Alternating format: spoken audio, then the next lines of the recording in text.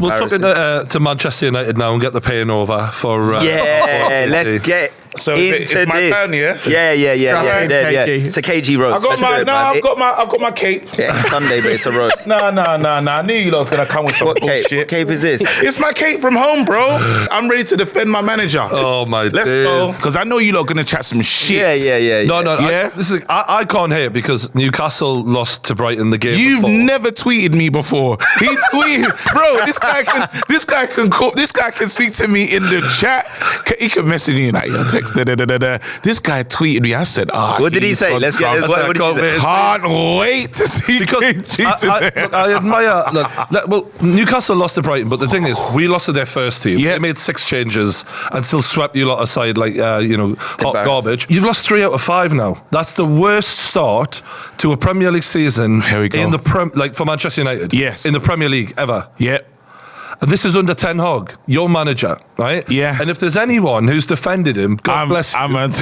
You've tried, but are we not at a point now where, and I think a lot of Man United fans had such high hopes for Ten Hag. We still do. All of them, right? And hope's a wonderful thing. Yeah. But when you're losing 3 out of your first 5 games, and the 2 that you won, one, you conceded 2 early goals against Forest and we're in deep shit there. One, you really got lucky against Wolves and was one of the worst performances Man United would put on. I agree. It's 5 bad overall games, right? What are we seeing from Ten Hag in this? Give him the second season. You got to give him time. That makes anyone think after all this money spent, he's actually that guy. Let's stop with all this money spent stuff. Yeah, let's just because these guys. He just said he spent $1 billion and he wants to come 10th. So you need to now give me some space. Yeah, right, money aside. Money aside. Now, what we need to really talk about. If we're going to take away the money, we're also taking away the bullshit about the owners, because as much as the owners are terrible, let's keep this on the pitch. Let's go. Let's keep this on the football pitch. All right, listen. So we're not going to talk about the owners, but we're going to talk about how a club is run, right? And the mistakes and things that happen. Today we're looking at a Ramsdale. That's a club makes a mistake, and if it goes wrong, you can quickly remedy it. When Pep first got his team, and he got all these players in, if those players didn't work, you could sell them. The problem with our players is when we make mistakes, they're around forever. They're not leaving. These guys will be here to the end of days. You got a Maguire. Bro, we tried to get Maguire. We said, you know what? You don't play. We played 7 starts last season, and then after what? He really came off the bench, really. We taken the armband from you. Get the hint. He doesn't get the hint. He's still there. Maguire will finish out his contract and probably leave on a free. And you know what? Maguire didn't play yesterday, bro. No, but I'm not saying that it's a Maguire thing. I'm just saying that how, in terms of when you look at the club, when we make mistakes, we can't remedy these things. It will stay with us, and it's that stench that is on the squad is just not going anywhere. Then after you talk about the issues. We got outplayed yesterday. One thing for sure, I can't say that Ten Hag didn't prepared. Yesterday's game, it was terrible. But then you're looking at players, Man United. If we did a combined 11 with most of you lot's teams, I don't think a lot of Man United players get in. Probably 2. And that's what Bruno and Rashford. And some people won't even put Bruno and Rashford in. So now we're talking about these high expectations that we have for ourselves because we want to do well. But then the team is not good enough.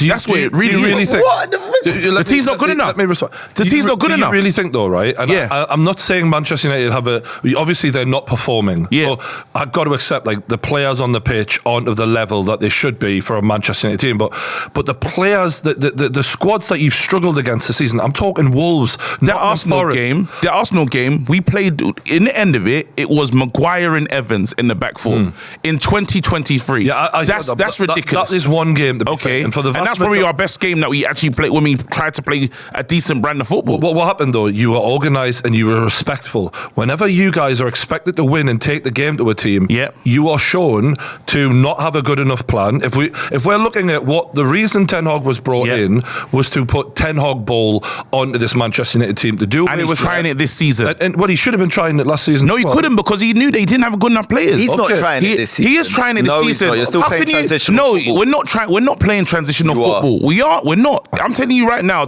what we was trying to do last season is he looked at the players and he said, you lot are garbage. Yeah, that's literally, he came into training, he said, you guys can't play the way I want to play. I had Fred McTominay and all these other guys, and I said, I need some technicians. I need people that are good on the ball. I don't even like my goalkeeper. So what did he do? He said, you know what, we'll go resolute, and we got third place finish. Yeah, so whatever you don't want to say about him, he finished third, and we got to a couple finals. Yeah, we got to 2 finals. That's a good season for him, but he said, I want to play my brand of football. So this season, he's brought in the likes of the Mount, he's brought in Onana, and he's brought in, and still the team needs to work together, but we're trying to play out from the back and take our time. Now, that's going to take a while. If Arteta can come in and finish 8th, 6th, and then finish 3rd, why doesn't Ten Hag get the time that he needs? Well, Arteta didn't have the starting squad that Ten Hag did. Look at us. We was the worst team. Rangnick was we were getting pummeled. Okay. You lot have to remember this. In my opinion, Arteta had a much worse squad to start. Than Man United.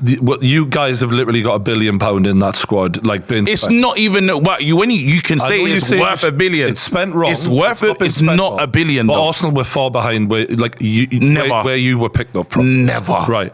Regardless, what I'm frustrated on is, and it's the way Ten Hag is consistently given a free ride when he has been brought in to put Ten Hag ball into this team. De Zerbi makes 6 changes. You would not have known it. Why? Because those players in that squad, who he's had a pretty similar length of time to Ten Hag, absolutely understand what he is asking them to do. In that game, Ten Hag plays a completely new formation, the diamond, gets exposed, doesn't react, doesn't change, makes bad substitutions within the game, brings on Anthony Martial, is roundly booed. First time I've heard him even get criticised by the Man United fan base.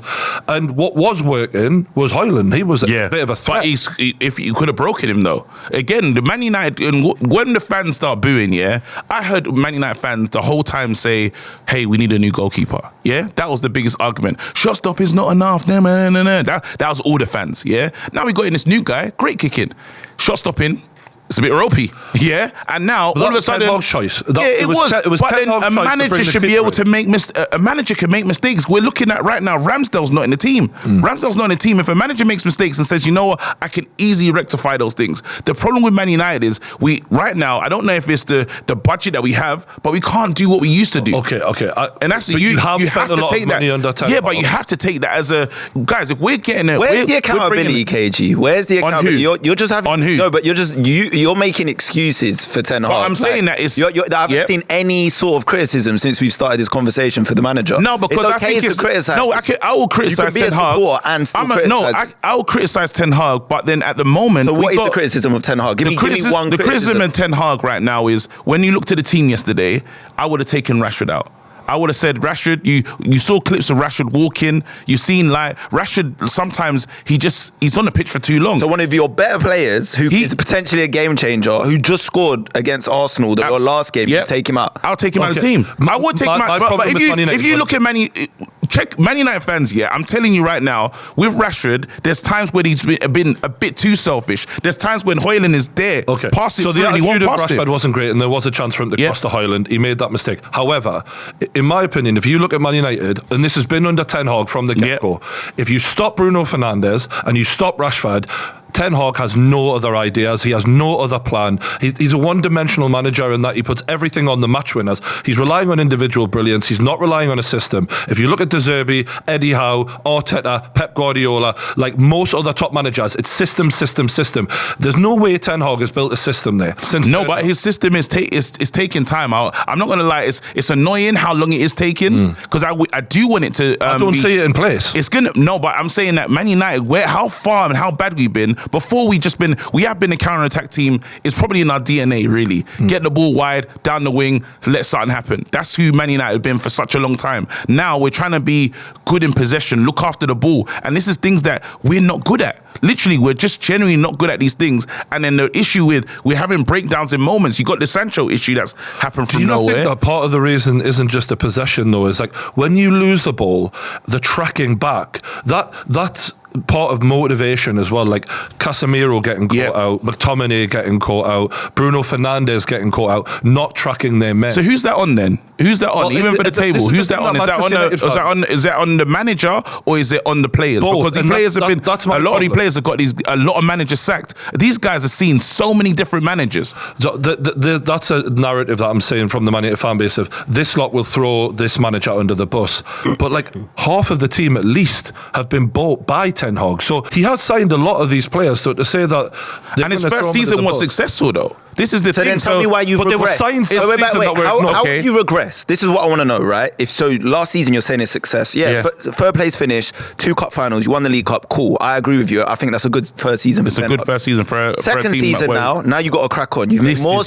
How have you regressed? How have you now made your worst start in Premier League history when you were supposed to kick on? You signed a better keeper. You signed a midfielder. You've signed a striker. Okay, you missed the first couple of games due to injury. But why have you not kicked on now? Like everyone should understand their assignment. Everyone should understand the way you want to play and what he wants delivered. And it doesn't look like any of the players are doing that. And this is my critique for Ten Hag. I believe that we wasted time in the pre-season. I went on the pre-season tour and I was looking at a team and we're playing players that are not going to play and not going to be sold for any value. If you're selling, but every club does that in pre-season. The funny thing is, when I seen you said after pre-season, I'm worried. We don't look good. So we're not sure. See that then, and Ten Hag is the manager in charge of pre-season, and they've lost 9 games last season, including 7-0 away to your arch rivals. And he got a free pass all of last season. When I was putting these same criticisms, they were like, he needs time. Well, you've had all that time. You've spent all this money. And now you're losing 3 out of 5. But let me give you this though. Let me give you this. I look at West Ham for a situation. Yeah. Everyone hated David Moyes, said his style, everything is not going to work for West Ham, and they couldn't wait to sack West Ham. Now you're looking at what David Moyes is doing. I think the West Ham fans are enjoying it. Ten Hag's brought in all these players, If this doesn't work, if Ten Hag gets sacked, we've got all these technical players that a new manager's going to come in and not like. But guess what, guys? They're not going to get sold. All of them will stay there till the end. Eric Bailly, I feel like you guys have invested so much hope, and this is our guy. The Manchester United YouTubers, every last one of them, by the way, they've backed Ten Hag to the hill and went, this is the guy. And now the whole fan base, when you guys are consistently losing football matches, you're coming across a bit delusional as a fan base, because I'm like, and I don't mean that in a twat. No, it's fine. No, you can say it. It's fine. When you're blaming the Glazers, you're blaming the players, you're blaming everything aside from the manager, and the manager is the one who puts the team out there, picks the tactics, gets outballed, loses away from home in devastating fashion multiple times, and yet he's exonerated from all blame. But then Man United fans will say, well, how many times can we keep doing what we've been doing? You said this thing about yes, we had success in the past with sacking managers and this has happened, but with Man United, we've sacked some great managers. And sometimes you got to sack another one, mate. No, we can't sack another one. Argument. Well, you think he should be sacked? I'm not saying yet, but what I am saying is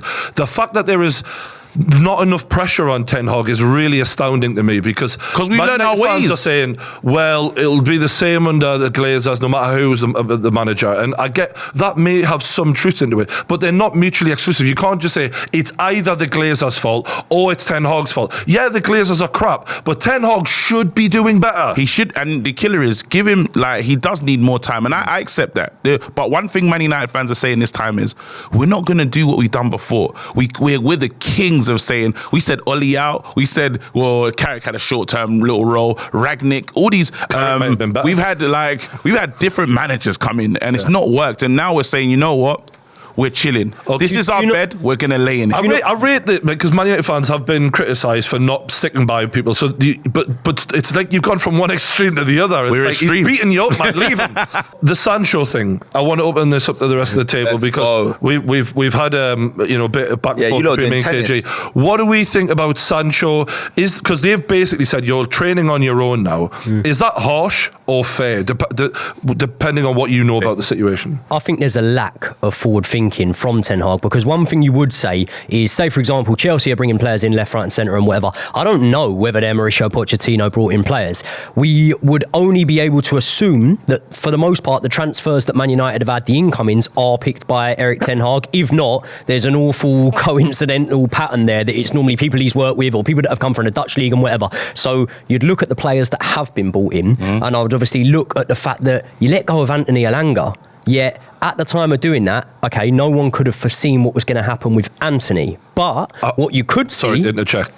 Apparently, the allegation was made prior it was moved to Manchester United, and they didn't do the research. You say there's nothing going on upstairs. Yeah, there you go. Let's assume Ten Hag doesn't know that. Yeah, there's a very good chance he does, but let's assume he doesn't, and we're giving the benefit of the doubt there. Jadon Sancho, the whole situation with Jadon Sancho's perceived bad attitude and whatever, that hasn't reared its head this season. We know that stuff has gone on in the past there, right? Also, he knows about the Mason Greenwood situation and knows that there's a very good chance that he's not coming back as well. So to let go of a player like Anthony Elanga, and then you also, you touched on the point here that Arteta's brought in Raya as well as having Ramsdale. When he's brought in Raya, he didn't let go of Ramsdale. So when but we had to sell Elanga.